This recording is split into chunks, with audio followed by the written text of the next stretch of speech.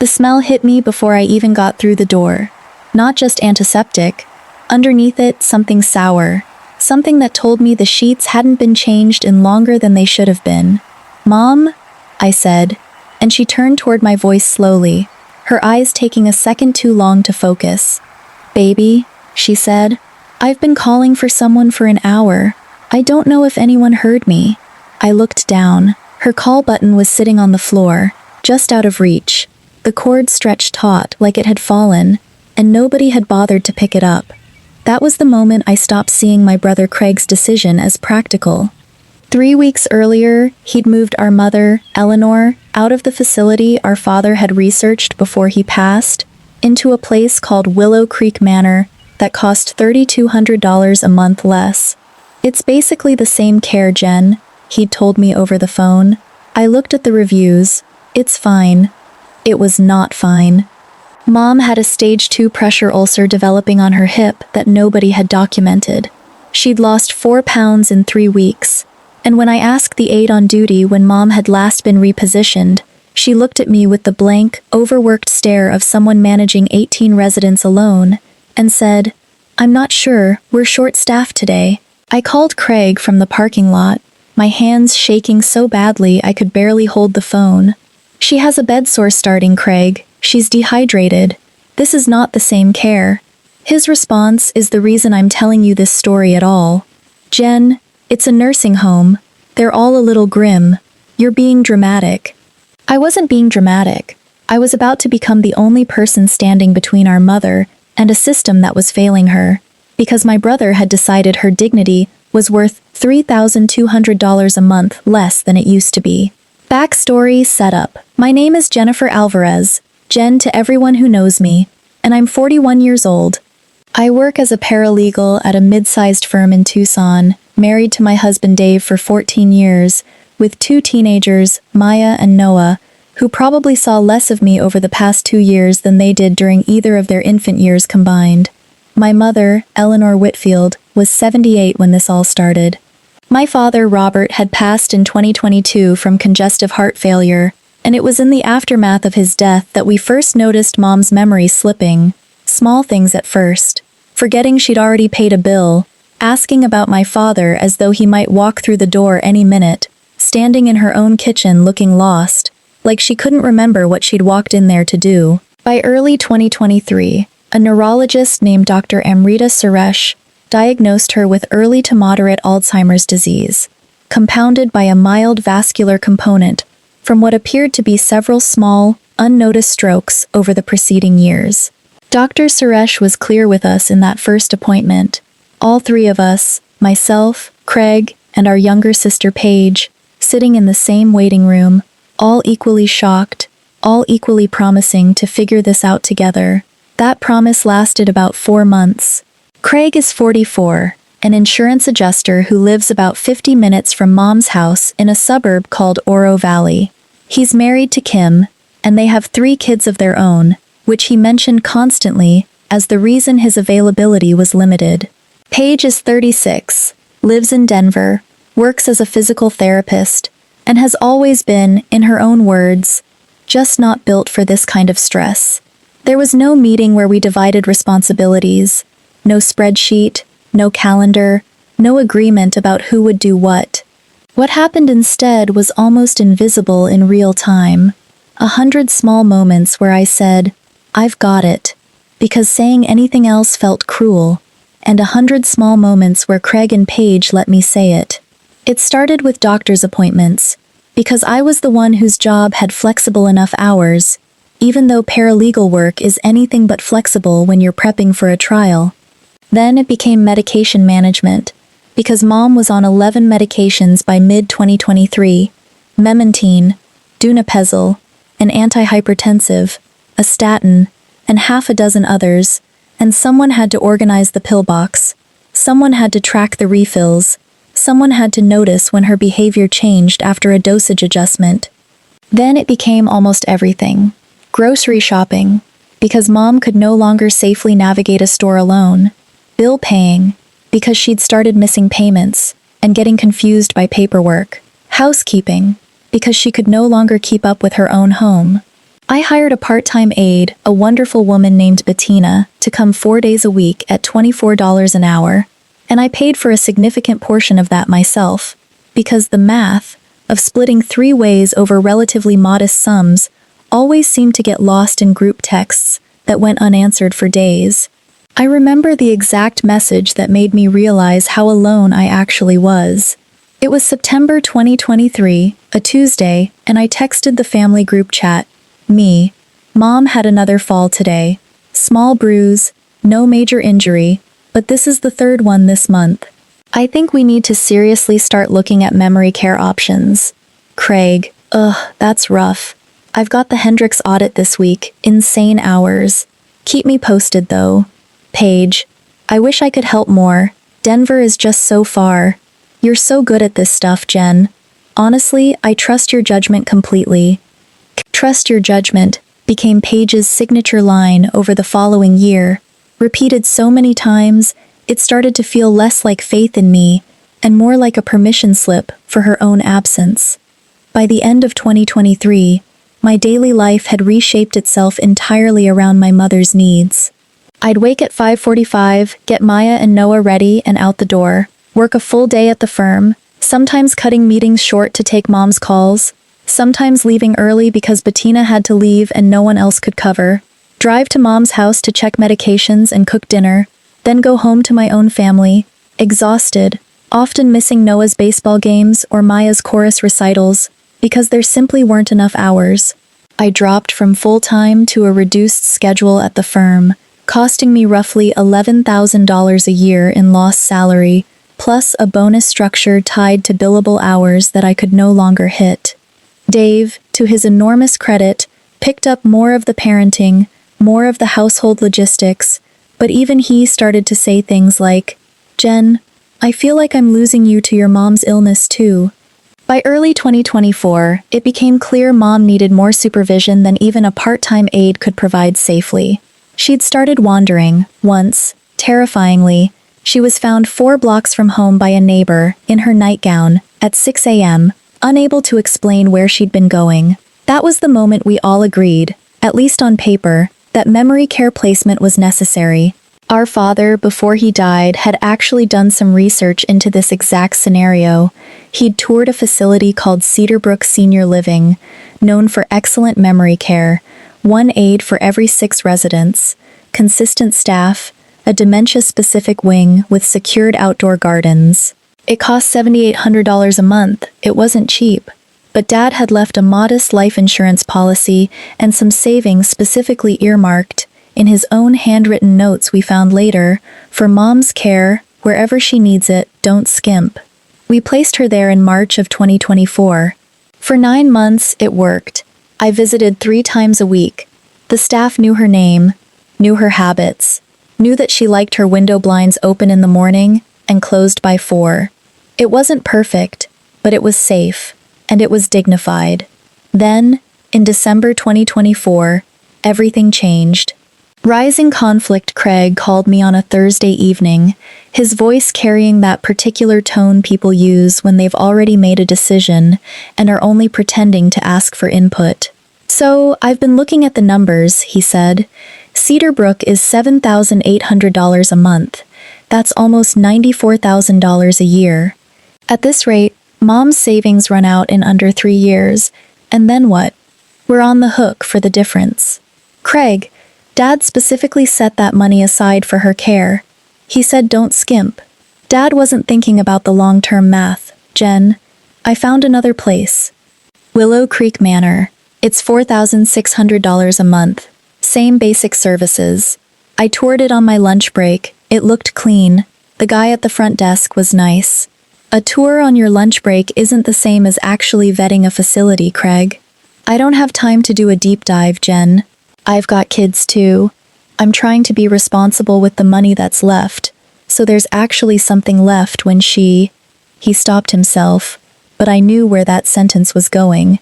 When she dies, when there's an estate to deal with. I fought him on it. I sent him state inspection reports for Willow Creek, which showed 2 prior citations for inadequate staffing ratios and 1 for medication administration errors. I sent him reviews, several of which described exactly the kind of neglect I would later witness myself. Craig's response was consistent. "You're catastrophizing. It's a nursing home, Jen. They're not all five-star hotels." Paige, when I called her for backup, offered this. "I mean, I get where Craig's coming from, financially. We don't want to bankrupt ourselves over this. And you've been so hands-on, Jen. I'm sure you'll keep an eye on things either way."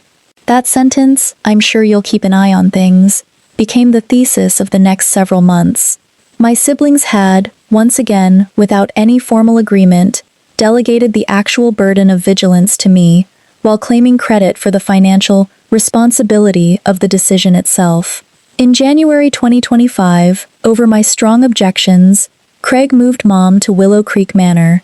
He held the medical and financial power of attorney, a fact that had been decided years earlier, before Mom's decline, back when Craig was considered the responsible one, simply because he had a business degree and I did not.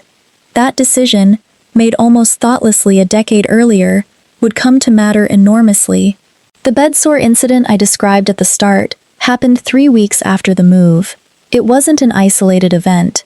Over the following 2 months, I documented 2 instances of Mom being left in soiled briefs for what the staff estimated, when I pressed them, could have been several hours.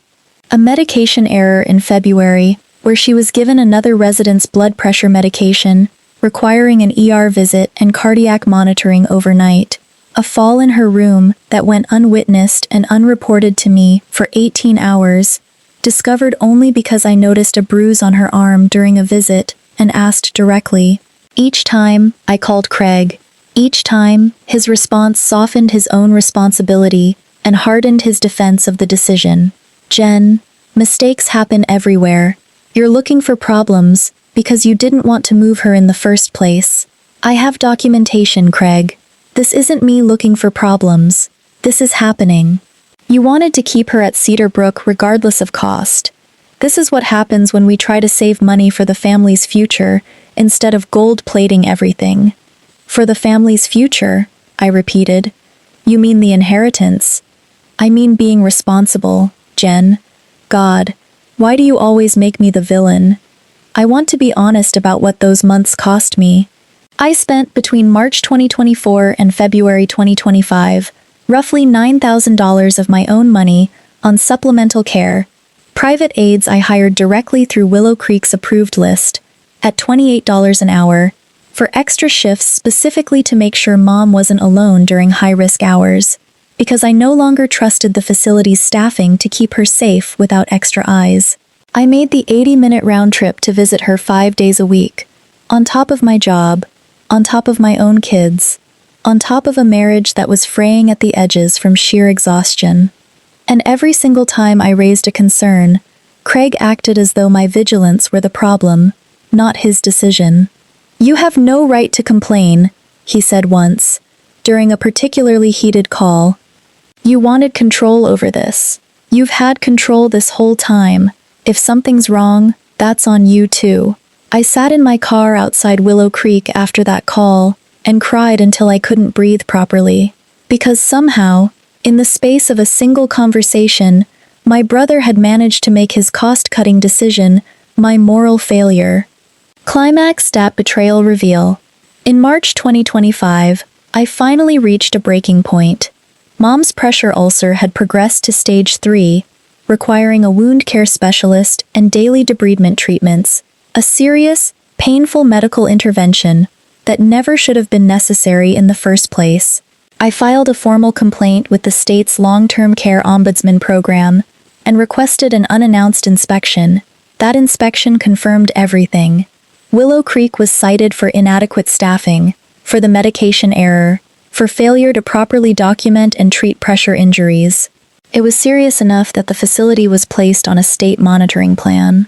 I told Craig I was moving Mom back to Cedar Brook immediately, cost be damned, and that I would personally cover whatever the difference was if the estate couldn't fully absorb it.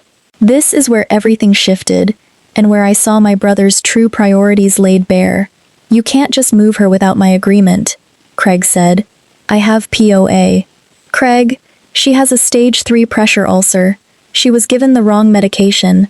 This isn't a preference dispute. This is neglect. You're exaggerating to make yourself feel like the hero, he snapped. You've always wanted to be the one in control of Mom's care. Fine. You want control? Then you take on the financial risk too.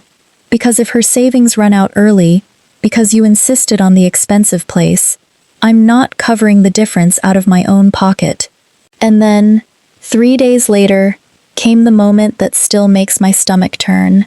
Craig sent a formal letter, drafted, I later learned, with help from a lawyer friend of Kim's, raising a concern about my private hiring of supplemental aides at Willow Creek. He suggested, in writing, that my unilateral spending of the estate's remaining funds, combined with my excessive, unauthorized involvement in Mom's care decisions, could constitute financial mismanagement, and that he was considering petitioning the court for a formal accounting of how I had spent money under the guise of caregiving. Me, the one who had spent nearly $9,000 of my own money, not the estate's, hiring extra help specifically because his cost-cutting decision had put our mother at risk. The one who visited 5 days a week, while he visited, by my count, 4 times in 14 months. The one who had documented every failure, filed every complaint, fought every battle, while he sat in meetings calculating what her care was costing the family's future. You want to talk about mismanagement? I said to him on the phone, my voice shaking with a fury I'd never felt toward my own brother before. You moved her to save $3,200 a month, and she nearly died of sepsis from a bed sore that shouldn't have happened. And you're asking about my spending? I'm just trying to be fair to everyone, he said. Paige and I both have a stake in what's left of Mom's estate, too. It's not just your decision how it gets spent down. There it was. Not concern for Mom. Concern for what would be left when she was gone. Turn. Twist. I didn't yell. I didn't cry. Not that time. I did something I should have started doing 18 months earlier with the same rigor. I built a file. I am a paralegal. Documentation is, quite literally, my profession. I went back through every email, every text message, every receipt, every medical record I had access to, as Mom's daughter and frequent point of contact, and I built a timeline that would make any attorney's job easy. I had the state inspection report citing Willow Creek for the exact violations I'd flagged months before Craig ever took them seriously. I had photographs, time-stamped, of Mom's pressure ulcer at each stage of its progression, cross-referenced with the dates Craig had dismissed my concerns as catastrophizing. I had every receipt for the $9,000 in supplemental aid costs, paid from my personal checking account, never the estate's. I had my father's handwritten note, we'd kept the original, explicitly stating his wish that Mom's care not be compromised for cost savings. And critically, I had something Craig didn't know existed. 2 years earlier, anticipating exactly this kind of dispute, Dr. Suresh had conducted a formal capacity assessment on Mom, during a lucid period in which Mom had explicitly and clearly stated her wishes regarding her own care, on the record, with a notary present. In that assessment, Mom said, in words the notary transcribed directly, I want to stay somewhere clean and kind, even if it costs more. I trust Jennifer to make sure of that. She's the one who's always been there. I brought all of it to an elder law attorney, Marcus Felt, who reviewed everything in a single 2-hour meeting and told me plainly, not only is there no case against you for mismanagement, there is a very strong argument that your brother, as power of attorney, breached his fiduciary duty by selecting a facility with documented safety violations over one your father specifically funded for quality care. We requested an emergency hearing to transfer medical power of attorney. I did not go into that hearing looking for revenge. I went in with a folder 3 inches thick, and I let the facts speak. The judge reviewed the state inspection report. She reviewed Mom's own recorded wishes. She reviewed my financial records showing money moving only from me to Mom's care, never the reverse, while Craig's own financial contributions over the preceding 2 years amounted to exactly $0 beyond the estate funds he was managing. Dr. Suresh testified, calmly and clearly, that in her professional opinion, the facility transfer to Willow Creek had directly contributed to a serious, preventable medical decline. Craig's attorney tried to argue that cost considerations were a reasonable part of fiduciary duty. The judge, a woman named Judge Elena Ruiz, responded with a line I will never forget. Fiduciary duty does not mean cheapest. It means acting in the ward's best interest. A documented pattern of safety violations, resulting in a stage 3 pressure injury, is not in anyone's best interest, regardless of the monthly savings. Medical power of attorney was transferred to me that same week. Mom was moved back to Cedarbrook within 4 days. Resolution: Mom's wound healed over the following 3 months under proper wound care, though Dr. Suresh was honest that a pressure injury of that severity leaves lasting tissue damage that will never fully reverse. She's stable now, as stable as anyone can be with moderate Alzheimer's, but she's safe, she's clean, and when I visit, 5 days a week, still, because some habits don't change even when the crisis passes, she knows my face, most days, and she smiles. Craig and I don't speak much anymore, not out of some dramatic, final rupture, but out of a quiet exhaustion that neither of us has tried very hard to repair. He sent one message after the hearing. I was trying to protect what's left for all of us. I guess I got it wrong. I haven't fully forgiven him, not for the bedsore, not for the accusation, not for 2 years of near-total absence, followed by sudden, sharp interest in the family finances the moment a cheaper option presented itself. Paige, to her credit, apologized more directly. I should have looked into Willow Creek myself instead of just trusting Craig's judgment, she told me. I think I wanted to believe it was fine because it meant I didn't have to get more involved. I appreciated the honesty, even if it came late. When I think about what those 2 years actually cost, $20,000 of my own money, across every category, more nights of missed sleep than I could count, a marriage that survived mostly because Dave is a patient, generous man, a career trajectory quietly stalled, while my colleagues advanced past me, I don't think about it in terms of what I'm owed. I think about the call button on the floor, just out of my mother's reach, and how close we came to losing her, to a decision that was never really about her at all. Caregiving doesn't come with a receipt anyone else will read. It comes with 2 a.m. phone calls and pressure ulcers you catch just in time, and siblings who discover urgency only when a dollar figure is attached. If you are the one holding that file, keeping those records, sitting in that parking lot after a call that leaves you shaking, know this. The proof you gather isn't paranoia. It's the only language some people ever learn to respect, and somewhere, even if they never say it out loud, the parent you're fighting for already knows exactly who showed up,